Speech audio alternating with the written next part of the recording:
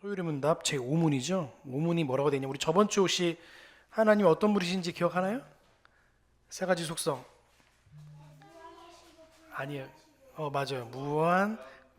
무한하시고 영원하시고 불변하시고 그렇죠? 지혜와 사랑과 그 모든 것이다 이렇게 다 말씀드렸어요. 자, 그러면 오늘 그 유일하시고 무한하시고 영원하시고 불변하신 하나님은 과연 어떤 분이신가? 한 분밖에 다른 분이 계신가? 라는 질문을 하고 있어요. 자, 하나님은 한 분이시죠, 그렇죠? 근데 세상에서는 많은 가치와 우상이 존재해요. 여러분 출애굽기 보시면 모세가 몇 가지 재앙을 내놨죠? 하나님을 통해서 10가지 재앙이죠. 그렇죠? 10가지 재앙이죠. 그러니까 10가지 재앙을 잘 보면 피에서부터 개구리에서부터 마지막 그 흑암까지 다 신이에요, 신. 그러니까 이집트의 신을 하나님이 저주하시고 하나님이 심판을 내리시는 장면이 나오는 거예요. 그러니까 우리가 잘 보시면 세상의 신을 잘 보시면 별반 다르지 않아요. 세상에서는 최고 만몬이라는 신이 있죠. 그 세상에는 수많은 신이 있어요. 수많은 가치들이 있어요. 그런데 그 가치를 하나님보다 상위의 개념으로 그 위에 높여 있는 거예요. 그러니까 하나님보다도 이 신이 더 유일하고 이것이 나의 신이라고 믿고 있는 거예요. 세상 사람들은 그래서 돈을 신이라고 믿고 살아가요. 그래서 신이 나한테 없으면 불행하다 느끼는 거예요. 가치가 마치 신처럼 돼버렸으니까. 그러니까 포스트 모더니즘은 모든 게 다 신이 될 수 있어요. 평준화를 만들었어요. 하나님이 없어요. 그래서 포스트 모더니즘 시대, 요즘 시대는 하나님이라는 가치가 없어요. 그러니까 권위라는 거, 권세라는 이런 가치들이 없기 때문에 하나님을 대신할 가치들을 찾다 보니까 어떤 가치관이 생겼어요? 프랑스 대혁명에 있는 그 가치가 뭐냐면 프랑스 대혁명의 가치가였어요. 사람에 대한 가치를 더 존중하게 여기신 거예요. 사람이 더 중요하다. 하나님보다 사람이 더 중요하다는 가치를 프랑스 혁명을 통해 나타난 거예요. 그러니까 프랑스 혁명 이후부터 18세기 이후, 19세기 이후, 이제 20세기, 21세기 넘어서 이어서 어떤 가치가 생겼냐면 하나님보다 더 많은 것들이 가치가 있기 때문에 하나님을 믿지 않아도 되라고 아예 공식화를 해버렸어요. 그러니까 요즘에는 하나님 믿는다고 그러면 뭐라고 그래요? 아까운 시간에 뭐 하냐고 그러는 거예요. 그러니까 우리는 어떤 가치관을 가지고 살아야 되는 거예요? 한 분 하나님이 유일한 하나님이고 우리의 경배와 경애를 받으실 분이 계시기 때문에 우리 예배를 드리는 거예요. 근데 그들은 뭐예요? 다른 가치관이 하나님이라는 가치관이 있기 때문에 돈이나 명예나 권력이나 권세나 이런 것들이 다 하나님이 되어버린 거예요. 근데 성경은 분명하게 하나님이 유일한 하나님이라고 말하고 있어요. 자, 이사야 말씀 찾아볼까요? 이사야 45장입니다. 이사야 45장. 이사야 45장 5절이에요. 같이 보겠습니다. 시작. 나는 여호와라. 나 외에 다른 이가 없나니 나밖에 신이 없느니라. 너는 알지 못하였을지라도 나는 내 띠를 동일 것이요. 아멘. 자, 이사야 말씀 보면 고레스 왕을 세우셔서 하나님이 이방 왕 고레스를 세우셔서 포로에서 이스라엘 백성들이 포로로 끌려갔잖아요. 귀환하시면서 하신 말씀이에요. 야, 나는 오직 한 분 하나님 나밖에 없다라고 말씀하시는 거예요. 그러니까 유일하게 신이라고 믿을 수 있는 분은 누구밖에 없는 거예요? 하나님밖에 없어요. 근데 세상에서는 신이 많다고 그랬죠. 다른 종교도 마찬가지겠죠. 불교는 석가모니를 믿는 거예요? 나를 믿는 거예요? 아니, 나를 믿는 거예요. 나를. 불교와 우리 달라. 불교는 내가 깨달음을 얻으면 나도 석가모니가 되는 거예요. 깊은 깨달음을 해서 지금. 근데 카톨릭이나 아니면 다른 종교는 뭐예요? 창시자가 있죠, 창시자. 그렇죠? 근데 예수님은 하나님의 아들로서 이 땅에 오신 거잖아요. 그렇죠? 우리는 신이라고 믿는 분은 오직 하나님밖에 없는 거예요. 근데 세상 사람들은 신이 많아요, 안 많아요? 많죠? 근데 우리가 믿을 신은 누구밖에 없어요? 하나님밖에 없어요.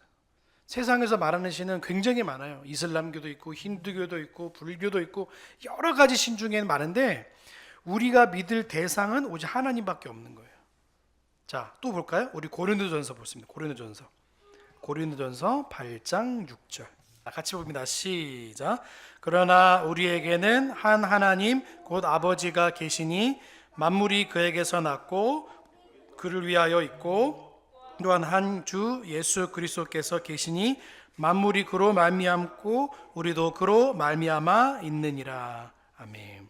하나님 한 분밖에 없다고 말하고 있죠. 그러니까 우리는 성경에서 유일하게 증거하시는 분은 유일한 하나님이라는 거예요. 유일한. 다른 분이 없어요. 맞아요. 그렇죠. 질문 있죠. 다음 주에 살펴볼 텐데 하나님은 한 분이시지만 세 분이고 세 분이시지만 한 분이에요. 그게 이해가 안 되죠. 만약에 이해가 되면 하나님이 아니에요. 인간의 상식과 생각과 두뇌로는 이해가 될 수 없어요. 하나님은. 그러니까 하나님이 성경에서 말씀하시는 것까지 우리가 알 수 있어요. 하나님을. 그러니까 하나님이 나는 유일한 하나님이야. 나 외에는 다른 신이 없어 라고 말하고 있는 거예요. 자, 또 한번 찾아볼까요? 말씀? 자, 예레미야 말씀 찾아봐요. 예레미야 10장 10절. 자, 같이 봅시다. 시작. 오직 여호와는 참 하나님이시요 살아계신 하나님이시요 영원한 왕이시라. 그 진노하심에 땅이 진동하며 그 분노하심으로 이방이 능히 당하지 못하느니라. 아멘. 자, 하나님이 한 분밖에 없어요. 자, 예레미야 10장은 뭐냐면요, 우상과 하나님과 다르다. 우상의 가르침과 하나님이 어떤 분인지를 아예 다르다는 것을 예레미야 10장이 말하고 있어요. 예레미야는 종말을 맞이한 멸망을 당한 예루살렘에 대한 하나님의 애끓는 마음을 담은 편지예요. 여기를 보시면 너희는 왜 우상을 섬기냐? 너는 왜 우상을 따라서 이렇게 나를 말고 나를 떠나서 다른 것을 섬기냐? 이렇게 말하고 있는 거예요. 우리 인생들은요, 하나님만 섬길 때 그로부터 오는 힘과 능력을 우리가 살아가는 거예요. 그러니까 모든 만물을 하나님께서 왔고 하나님으로 말미암고 하나님께 돌아가는 거예요. 하나님이 없이는요, 세상이 시작도 없고 과정도 없고 마지막도 없는 거예요. 하나님이 어떤 분인지를 지금 계속 말하고 있죠. 그러니까 삼위일체 하나님은 한 분이시라는 거예요. 그러니까 성부 하나님, 성자 하나님, 성령 하나님 있죠. 그렇죠? 다른 분 같잖아요, 세 분이. 근데 한 본성을 가지고 있는 거예요. 한 본성. 그러니까 하나님이, 성부 하나님은요, 대표격으로 오신 거예요. 대표가 뭔지 알죠? 창조하실 때는 성부 하나님이 대표로 나와 있는 것 같지만 성자 하나님과 성령 하나님이 동시에 창조를 같이 사역을 하신 거예요. 그러면 예수님의 사역은 어떻게 된 거예요? 그러면 그것도 마찬가지인 거예요. 성부 하나님은 가만히 위에 계시고 성자 하나님을 이루시고 성령 하나님이 이루는 거잖아요. 근데 그 모든 사역이 다 한 분 하나님이 하신 거예요. 그러니까 우리는 이해가 안 되잖아요, 그렇죠? 근데 그 역할이 다 나눠져 있을 뿐이지 하나님 그 일들을 행하시는 거예요. 자, 말씀도 한번 찾아볼까요? 자, 요한복음 말씀 찾아요. 요한복음 17장 3절 같이 봅니다. 시작.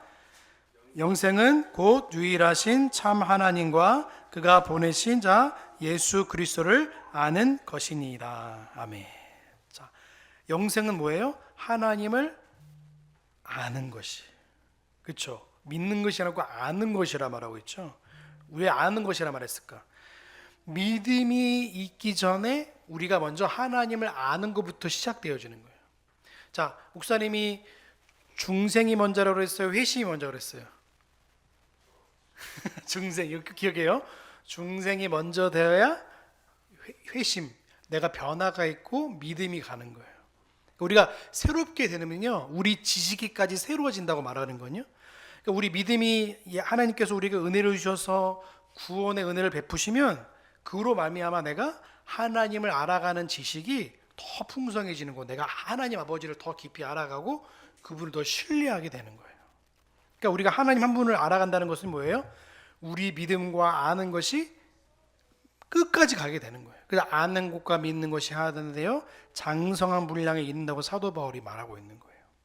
자, 우리 하나님을 아는 것이 얼마나 위대한 것인지 말하고 있는데, 자, 고린도서 한번 찾아보자. 고린도서 8장 4절 같이 보겠습니다. 시작.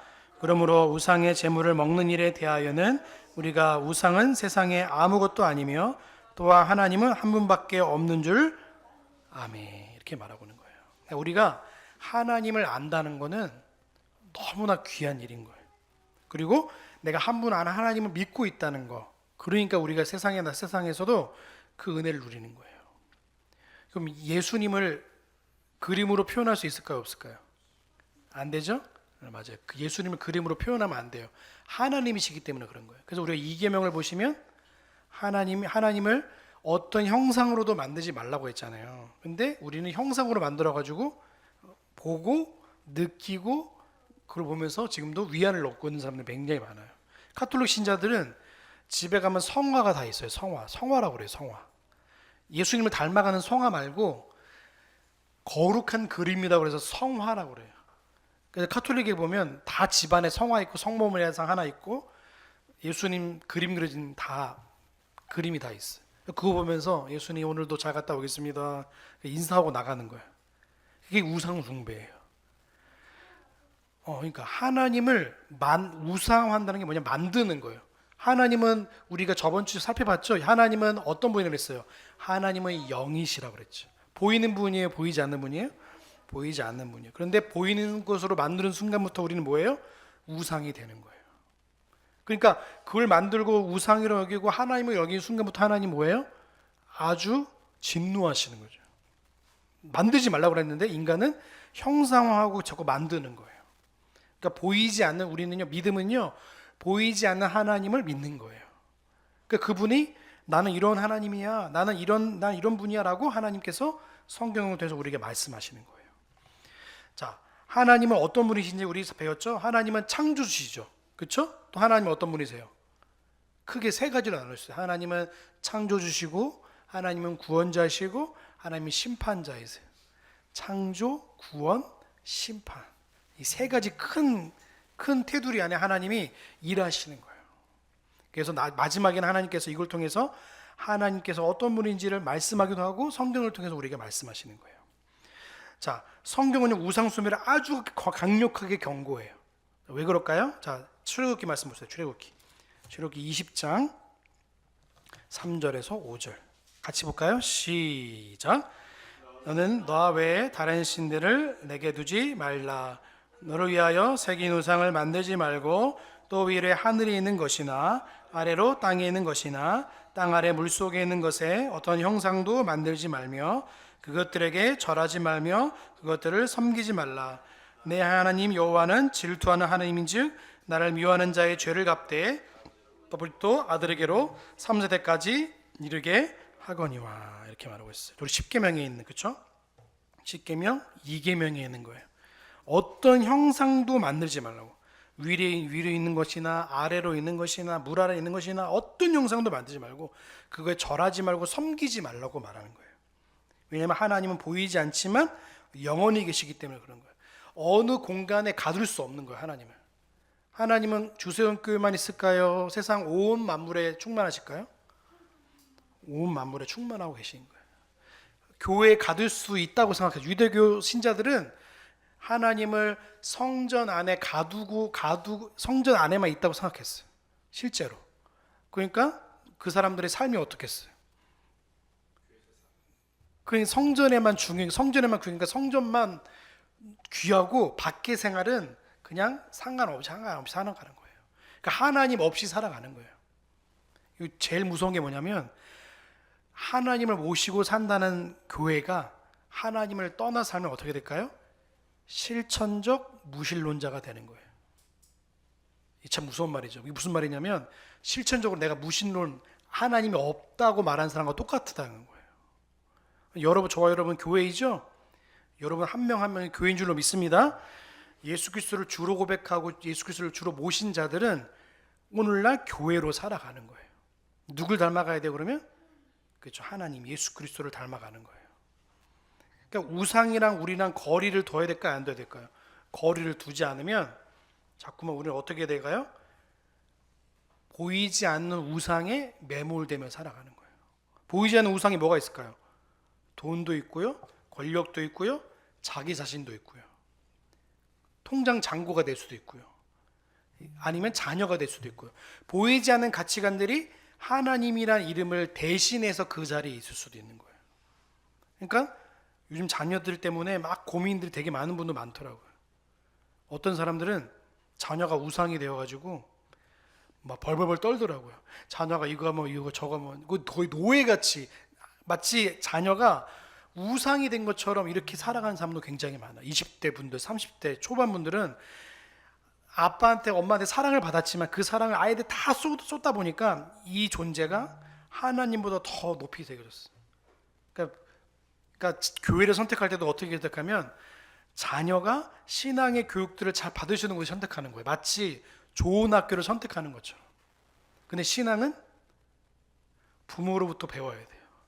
그렇지 않으면 위탁 교육이 되는 거예요. 그래서 주일학교는 위탁 교육이 아니에요. 주일학교는 하나의 부모가 자녀를 양육하는 것부터 시작되어지는 거예요. 근데 이제 부모님이 이제 예수를 믿지 않다 보니까 주일학교 교사들에도 교육을 해야 되는 거죠. 그래도 그러니까 원래대로라면 부모가 교사의 최고의 교사가 돼야 되는 거예요. 근데 현대 우상들이 너무나 많다 보니까 한 분 하나님이라는 가치를 자꾸만 잃어버리는 거예요. 돈이 되고 명예가 되고 자기가 자신이다 보니까 나를 위해서는 아끼지 않는데 하나님을 위해서는 자꾸 뭔가 아까우고 이런 식으로 자꾸 생각되게 된 거예요. 자, 우리 말씀 볼까요? 자, 말씀 찾아봅시다. 마태복음 6장 24절입니다. 같이 봅시다. 6장 24절 시작. 한 사람이 두 주인을 섬기지 못할 것이니 혹 이를 미워하고 저를 사랑하거나 혹 이를 중히 여기고 저를 경히 여김이라. 너희가 하나님과 재물을 겸하여 섬기지 못하느니라. 이렇게 말하고 있어요. 겸하여 섬긴다 뭐냐면 함께 섬길 수 없다는 말이에요. 하나만 섬길 수, 하나만 섬길 때 우리는 물질을 주인이 아니라 종으로 대할 수 있는 거예요. 우리는 하나님 한 분만이 주인이시죠. 그 주인을 섬기면 물질이 주인이 되지 않는 삶을 살아갈 수 있는 거예요. 물질이 주인 되면 어떻게 될까요? 종인 내가 막 뛰어다니는 거예요. 주인을 위해서 막 일하는 거예요. 돈을 위해서 일하는 삶을 살게 되는 거예요. 여러분, 돈을 위해서 일하는 인생이 아니라요, 하나님을 위해서 일하면 종인 돈은 따라오는 거예요. 근데 우리 거꾸로 생각하는 거예요. 돈을 열심히 벌어야지만 우리 생활이 잘 될 것 같이 생각하는 거예요. 세상 사람들이 그렇게 생각한다니까요. 야, 돈을 열심히 벌어야지 너 노후 준비해야 되지 막 이렇잖아요. 근데 진짜 참 주인 되시고 유일하신 하나님을 주인으로 삼고 사는 사람들은, 주인이 하는 말씀을 따라 살아가는 사람들은요, 이 종인 돈의 가치를요 하찮게 여길 수밖에. 왜요? 주인 되신 하나님께서 이 가치를 아시고 다스리기 때문에 그런 거예요. 그러니까 우리는 예수 그리스도를 믿는 자들은요, 이 돈이라는 가치를요 중립적인 가치로 생각하셔야 돼요. 주인 되신 하나님께서 이 돈을 어떻게 다루느냐에 따라서 우리는 어떻게 될까요? 제가 저번에 이원론에서 목사님 잠깐 말했죠. 이원론, 너무 돈을 귀하게 여기고 너무 최고의 가치로 여기면 어떻게 돼요? 세속주의에 빠지게 되고, 돈을 너무 터부시하거나 돈이 막 죄악시 여기면 수돈주의로 가게 되는 거예요. 그러니까 이런 돈을 중립적 가치로 두고 살아가는 거예요. 그러니까 하나님께서 우리가 주인으로 삼다는 이 돈을요 잘 어떻게 대할지도 우리가 잘 고민해야 되는 거예요. 그렇지 않으면 돈을 너무 터부시하거나 돈을 너무 사랑하거나 이렇게 되는 거예요. 근데 그거를 나중에 이제 8계명 할 때 같이 이렇게 나누도록 할게요. 8계명에 도둑질하지 말라잖아요. 도둑질하지 말라는 뭐냐면 일을 하라는 거거든요. 노동의 가치를 분명히 성경에서 말하고 있어요. 그러니까 우리가 이 노동의 가치에 대한 부분도 한번 잘 생각해 봤으면 좋겠어요. 그러니까 우리가 재물을 섬길 수 없다는 말, 하나님 한 분을 주인으로 삼고 사는 사람들은 돈의 가치에 대한 부분도 우리가 잘 생각해 봐야 된다는 걸 말씀하고 있는 거예요. 자, 우리 말씀 우리 한 줄만 찾아보고 우리 말씀 마치도록 하겠습니다. 잠언 말씀입니다. 잠언 3장 5절에서 6절입니다. 자, 같이 봅시다. 시작. 너는 마음을 다하여 여호와를 신뢰하고 너 명철을 의지하지 말라. 너는 그 번사의 그를 인정하라. 그리하면 내 길을 지도하시리라. 아멘. 자, 이렇게 말하고 있죠. 자, 하나님만이 유일한 하나님이시고 살아계신 참 하나님이신 거예요. 하나님이 살아계시다는 것을 늘 믿으셔야 돼요. 하나님은 참으로 살아계셔서 우리 아버지가 되시고 우리의 영원한 주인이 되셔서 오늘 우리의 삶을 주관하고 계신다는 걸 말씀하고 있는 거예요. 그러니까 그분 하나님을 경외하고 살아가는 것이 우리 힘이 되는 거예요. 하나님을 행복하고 하나님의 영광이 우리의 행복이 되지 않으면 행복이 없는 상태로 살아가는 삶이 될 수도 있어요. 저와 여러분들은 하나님 외에 다른 우상들을 다 벗어버리고 참되신 하나님께 온전히 나아가야 돼요. 많은 유혹이 있어요. 한 주간 살면서. 그렇죠? 돈이 주인이 되는 것처럼, 자녀가 주인인 것처럼, 내가 주인인 것처럼 살 때가 참 많은데, 하나님 뭐예요? 참 하나님만 진짜 주인이다. 참 하나님이 우리 인생에 모든 걸 다스리고 계신다는 것을 믿는다면 한 주간 동안 살면서 우리의 물질이 내가 물질을 주인으로 삼고 사는 삶이 아니라 하나님을 주인으로 삼고 살 때 물질을 하나님께서 인도하시고 붙여주시는 거예요. 여러분 한 주간 살면서 두 주인을 섬기지 마시고 오직 한 분 하나님만 주인으로 삼고 살아갈 때에 하나님 우리 인생을 책임져 주신다. 그걸 믿고 살아가는 우리 모두가 되길 주의 이름으로 소망합니다. 기도하겠습니다. 사랑하는 하나님 감사합니다. 시간에 또 우리 소유리 문답 제5문에 대해서 살펴보았습니다. 하나님 어떤 분이신가에 대해서 말씀을 나누었는데 하나님 한 분뿐이시고 또 참되시며 살아계신 하나님이라는 사실을 배웠습니다. 하나님은 영원히 우리 아버지시고 우리 주인이시며 우리의 창조주이시며 우리 구원자이시며 우리의 마지막 심판주이심을 압니다. 하나님께서 우리의 삶을 주관하시고 인도하신 것처럼 우리의 삶의 모든 부분들을 하나님을 주인 삼고 살아갈 수 있도록 도와주시고 내가 주인으로 삼고 있는 모든 우상의 것들을 벗어버리고 오직 주인 되신 주님만 의지하고 주인 되신 주님께 우리의 삶을 의탁하는 한 주간의 삶이 될 수 있도록 은혜를 베풀어 주시옵소서. 함께 주님을 기대하오며 우리 구원의 소망 되신 예수님의 이름으로 감사하며 기도하옵나이다. 아멘.